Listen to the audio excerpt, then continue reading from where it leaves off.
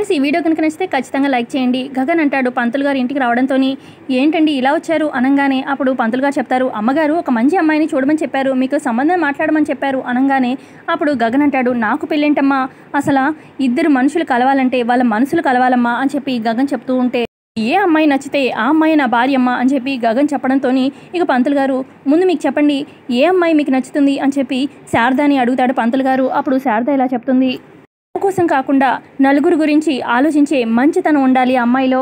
ఎదుటి వాళ్ళకి కష్టం అని తెలిస్తే ఆ కష్టం తనదన్నట్టుగా భావించాలి ఆ అమ్మాయికి, ఆ మంచి గుణం ఉండాలి. శారద ఇవన్నీ చెప్తూ ఉంటే ఇక శారదకి తన మనసులో భూమియే గుర్తొస్తుంది. ఇక భూమి ఇంతకుముందు కృష్ణప్రసాద్ని మిమ్మల్ని కలపాలి, అదే నా ధ్యేయం అని చెప్పి భూమి అన్న మాటలు గుర్తొస్తూ ఉంటాయి. ఆ తర్వాత శరత్ చంద్ర ఇంటికి వస్తాడు కదా గగన్ని కొట్టడానికి, దాని ప్రాణం సైతం లెక్క చేయకుండా భూమి ఇక నించుంటుంది కదా ఎదురుగా, కొట్టించుకుంటుంది దెబ్బ, అదంతా గుర్తొస్తూ ఉంటుంది శారదాకి. ఆ తర్వాత శారద అంటుంది, ఆడపిల్లంటే ఇలా ఉండాలి అని చెప్పి అనిపించాలి అని శారద చెప్తూ ఉంటే ఇక శారద మనసులో మొత్తం అంతా ఇక భూమియే కనిపిస్తుంది. ఈ గగన్కి మన భూమి మీద ఎప్పుడు ప్రేమ మొదలవుతుందో చూడాలి.